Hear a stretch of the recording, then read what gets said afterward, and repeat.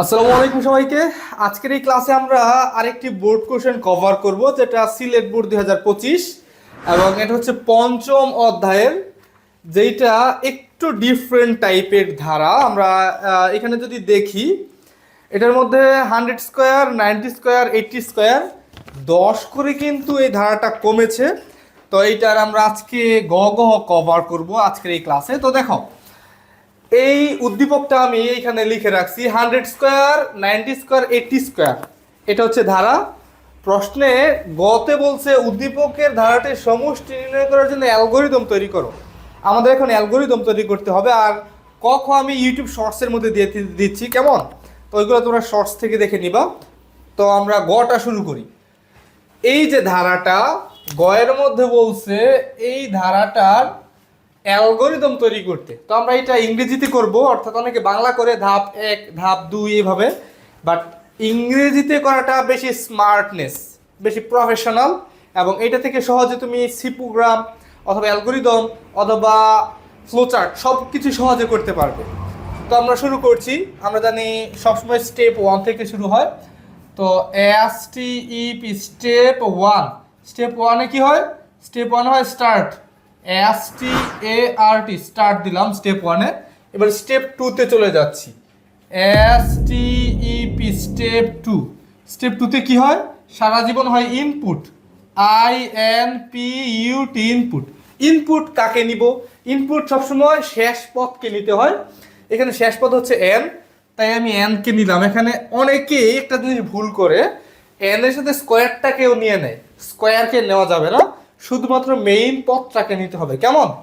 তো ইনপুট আমি এন দিলাম। এইবার তৃতীয় স্টেপে চলে যাচ্ছি, S T E P step 3। Step 3-তে কি হবে? স্টেপ 3-তে হবে এস ইউ এম, সাম সমান 0 এবং আই, আই মানে হচ্ছে প্রথম পদ। আই দ্বারা প্রথম পদকে নির্দেশ করা হয়।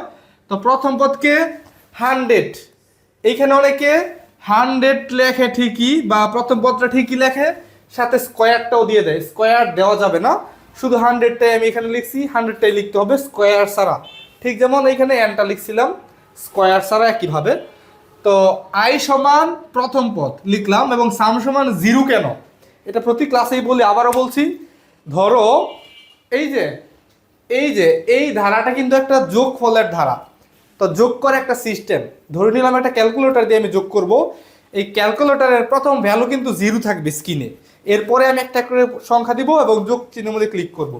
তো সাম নামের ক্যালকুলেটর, যার প্রথম ভ্যালু হচ্ছে 0, কেমন? তাই এটা 0, এরপরে এটার মধ্যে একটা একটা করে পদে আমি যোগ করব। এরপরে স্টেপ এসটিপি স্টেপ 4-এ আমি চলে যাচ্ছি। স্টেপ 4-এ কি হবে? স্টেপ 4-এ এই যে ধারাটা যোগ করবে, এই যোগ করার একটা সূত্র লিখতে হবে। এখানে লিখতে পারি এস ইউ এম, সাম সমান, মানে যোগফল, যোগফলের সূত্রটা লিখতেছি। সাম সমান সাম প্লাস আই, এখানে ইনটু দিয়ে আরেকটা আই লিখতে হবে। দেখো, এই যে স্টার চিহ্ন, এটা হচ্ছে সি প্রোগ্রামের ভাষায় ইনটু চিহ্ন, এবং আই ইনটু আই, দুইটা আই কেন হয়েছে? স্বাভাবিকভাবে যদি স্কোয়ার না থাকে তাহলে একটা আই লিখতে হয়, আর যদি স্কোয়ার থাকে তাহলে দুইটা আই। যদি কিউব থাকতো ইনটু চিহ্ন দিয়ে আমি আরেকটা আই লিখতাম, ঠিক আছে? তো এইভাবে আরেকটা লাইন লিখতে হবে, সেটা হচ্ছে আই সমান আই প্লাস, পার্থক্যটা লিখতে হবে এখানে। দেখো, 100 প্লাস 90 প্লাস 80, এইখানে 10 ব্যবধান। এবং একটা বিষয় লক্ষ্য করার বিষয় হচ্ছে, এখানে কিন্তু 10 করে কমতেছে। আগে আমরা যতগুলো ধারার কাজ করছি, কি করছিল? বাড়ছিল, এটা বাড়ছিল 5 করে 10 করে, এটা কিন্তু কমতেছে। তাই আমি এখানে আর প্লাস চিহ্ন দিতে পারবো না, কারণ এটা কমতেছে। তো মাইনাস হচ্ছে, কমা মানে মাইনাস, কত করে কমতেছে? 10 করে। তাই আমি এখানে 10 দিতে পারি, -10। আই সমান আই মাইনাস 10। তো এই যে সাম সমান সাম প্লাস আই ইনটু আই, এই লাইনের কাজ কি? একটা করে পদ এখানে নিয়ে আসবে, একটা করে পদ এখানে নিয়ে আসবে, এবং একটা করে পদ যে নিয়ে আসবে, এই ধরো এই পদটার পরবর্তী পদটা কত, এটা রেডি করে দিবে হচ্ছে এই লাইনে। ধরো এই যে আই মানে প্রথম পদ, এটার সাথে যদি -10 দেই, মানে 100 থেকে যদি 10 বিয়োগ করে দেই, আমি কিন্তু 90 পাবো। আবার এটা থেকে যদি 10 বিয়োগ করে দেই, আমি কিন্তু 80 বা 80 পাবো। সো এই লাইনের কাজ হচ্ছে আই সমান আই -10 এর কাজ হচ্ছে পরবর্তী পদকে প্রস্তুত করা। আর সাম সমান সাম প্লাস আই ইন্টু আই, এইটার কাজ হচ্ছে একটা করে পদ যোগ করা। আশা করি এই পার্টটা বুঝছো। তো আমরা স্টেপ 4 শেষ, 5-এ চলে যাচ্ছি। STEP step 5। স্টেপ 5-এ কি হবে? স্টেপ 5-এ আমার একটা সূত্র লিখতে হবে। সূত্রটা হচ্ছে মানে একটা কন্ডিশন দিতে হবে আর কি। যদি ইফ যদি আই এর মান বড় বা সমান হয় এন এর, তাহলে যেন ইয়েস হয়। Yes go to step 4, yes go to step 4, no go to step 6। আমি লাইনটা বুঝাচ্ছি তোমাদেরকে, একটু কাজটা করি তাহলে সহজে বুঝতে পারবা। এরপরে স্টেপ 6-এ কি? STP স্টেপ 6, স্টেপ 6-এ হবে প্রিন্ট, PRINT, প্রিন্ট সাম, SUM সাম। দেখো এতটুকু এখন বুঝাই। এই যে চতুর্থ স্টেপের কাজ কি জানো? একটু আগে বলছিলাম, চতুর্থ স্টেপের কাজ হচ্ছে প্রতিবার একটা করে পদ যোগ করা। এই চতুর্থ স্টেপটা দেওয়ার কারণে সে সারা জীবন একটা করে পদ যোগ করতে থাকবে। কিন্তু আমাদের ধারায় বলছে এই যোগটা n স্কোয়ার পর্যন্ত চলবে, অর্থাৎ n স্কোয়ারে গিয়ে থেমে যাবে। এই যে n স্কোয়ারে গিয়ে থামবে, এই থামার জন্য আমি এইটা লিখছি। ইফ যদি আয়ের মানটা বড় হয় n থেকে, আয়ের মানটা বড় হয় n থেকে, অর্থাৎ এই যে এইটা কিন্তু আয়ের মান, n মানে হচ্ছে এইটা, n থেকে যদি এইটা বড় হয় তাহলে ইয়েস মানে হ্যাঁ, যদি বড় হয় গো টু স্টেপ 4, স্টেপ 4-এ চলে যাবে, পরবর্তী পথটা সে আবার নিয়ে আসবে। যদি এরপরেও বড় থাকে n থেকে, আবার ইয়েস গো টু স্টেপ 4, সে আবার পরবর্তী মান নিয়ে আসবে। এইভাবে সে একটা একটা করে পথ কী করবে? যোগ করতে থাকবে। যোগ করতে করতে যখনই n পর্যন্ত পৌঁছে যাবে এক সময়, তখন নো মানে আর যোগ করার প্রয়োজন নেই, নো গো টু স্টেপ 6 মানে 6 নং ধাপে চলে যাও। আর 6 নং ধাপে কি? প্রিন্ট সাম মানে ফলাফলটা দেখায় দাও। আশা করি এই পার্টটা বুঝতে পারছো। তো যেহেতু ফলাফল দেখাই দিছে, স্টেপ STEP স্টেপ 7-এ কি হবে? ইন্ড হবে, মানে সমাপ্ত, কাজ শেষ। আশা করি তোমরা বুঝতে পারছো। এইটা যদি তুমি পারো না, এইটা যদি বোঝো, এর থেকে এই এই পার্টটা দিয়েই খুবই সহজে তুমি ফ্লোচার্ট তৈরি করতে পারবে। তোমরা জানো যে এই যে 1 2 3টা বাদ দিয়ে এই পার্টটুকু লিখলেই ফ্লোচার্ট কিন্তু হয়ে যায়, এবং সি প্রোগ্রামও সহজ। তো আমরা গটা কভার করেছি ইতিমধ্যে, এখন আমাদের গ্রহ কভার করতে হবে। দেখো গ্রহটার মধ্যে বলছে do dot dot while loop দ্বারা উদ্দীপকের ধারাটির সমষ্টি নির্ণয়ের জন্য সি প্রোগ্রাম লেখো। অর্থাৎ এই যে ধারাটা, এইটা ডু হোয়াইল লুপ দ্বারা সি প্রোগ্রামটা লিখতে হবে। এইটা খুবই সিম্পল, যারা পারো। তো আমি এই কাজটা করছি। এইটা পারলে তুমি কিভাবে সি প্রোগ্রামটা পারবে ওইটা দেখো এখন। তো আমরা গতে চলে যাচ্ছি, কেমন? গহতে চলে যাচ্ছি। গহর মধ্যে আমরা সি প্রোগ্রাম শুরু করতে যাচ্ছি এখন। তাহলে প্রথমে আমরা জানি হ্যাশ দিয়ে শুরু হয়, hash INCLUDE, hash include stdio.h। এটা কি? এটা একটা হেডার ফাইল, এটা লিখতে হবে। std এর পুট হচ্ছে স্ট্যান্ডার্ড, আইতে হচ্ছে ইনপুট, ওটা হচ্ছে আউটপুট। তো এরপরে কি লিখতে হবে? INT, এরপরে হচ্ছে মেইন লিখতে হবে, MAIN main. Second first bracket শুরু এবং শেষ, এবং সেকেন্ড ব্রেকেটটা শুরু। এই যে দেখো INT মেইন, এটা হচ্ছে মেইন গেট বা মেইন পার্ট, এবং এইখান থেকে আমার মেইন কাজটা শুরু হয়েছে। সারা জীবন এইটুকু হুবহুব থাকবে, যা আছে তা, যত সি প্রোগ্রাম করো। স্টার্টের জন্য আমি এই পার্ট দিলাম, স্টার্টের জন্য কি করছি? এই পার্ট হুবহুব। আচ্ছা, এইবার এই যে আমার সি প্রোগ্রামটা, এইটার ভিতরে এই যে আমার ফ্লোচার্টটা, সরি অ্যালগোরিদমটা, এই অ্যালগোরিদমের ভিতরে আমার কয়টা চলক আছে বা ভ্যারিয়েবল আছে, ওই জিনিসটা ঘোষণা দিতে হবে বা দেখাইতে হবে।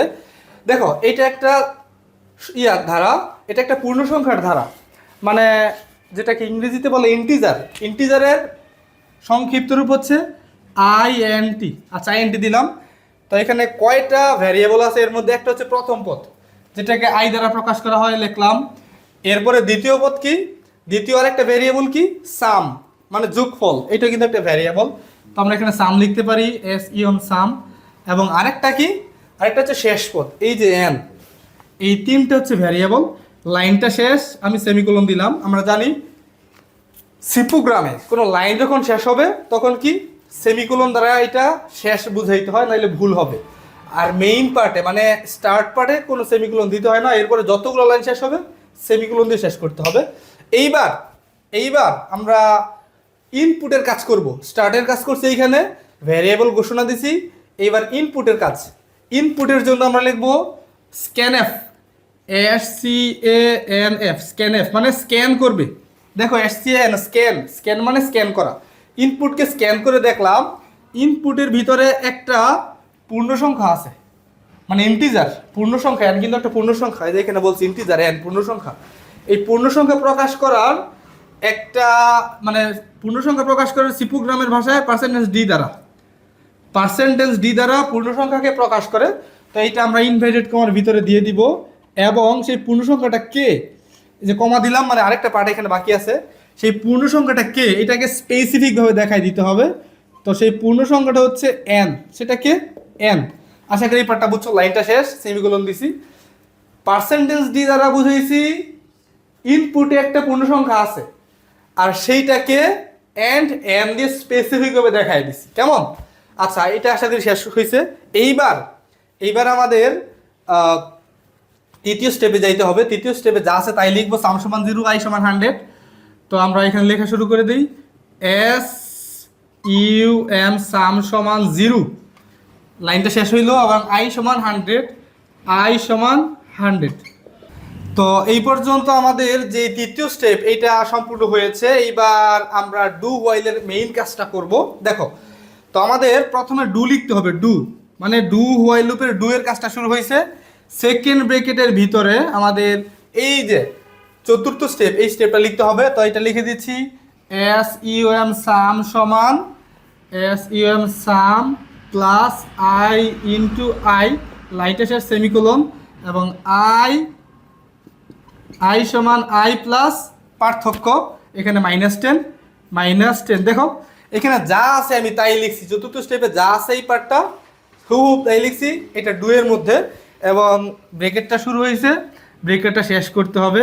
এইবার এই কন্ডিশনটা হোয়াইল দিয়ে লিখে দিলে আমার কাজটা কিন্তু শেষ হয়ে যাবে।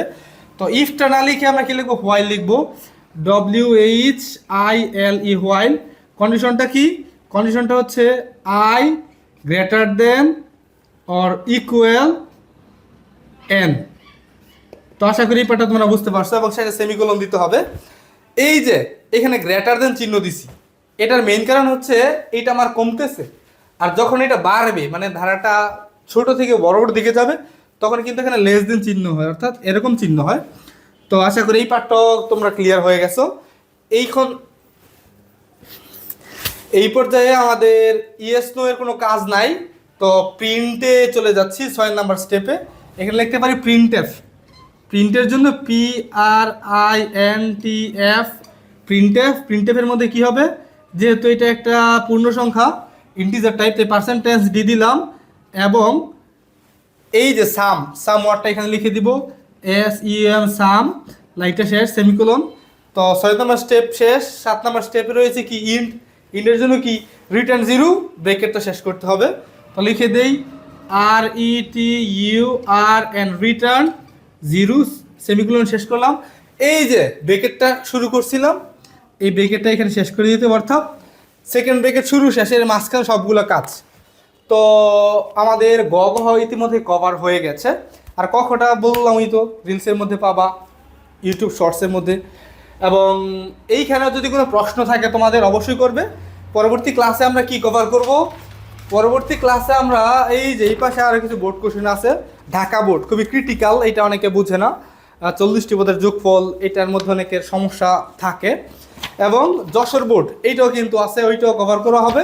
ধীরে ধীরে আমরা প্রায় 5 থেকে 7টা বোর্ড কোশ্চেন কভার করলেই তোমাদের এই যে ধারা, সি প্রোগ্রাম, এইগুলো নিয়ে কোনো ভয়ভীতি থাকবে না, সব তোমরা দেখবা বোর্ড পরীক্ষায় পারবা। তো দেখা হচ্ছে পরবর্তী ক্লাসে। আল্লাহ হাফেজ।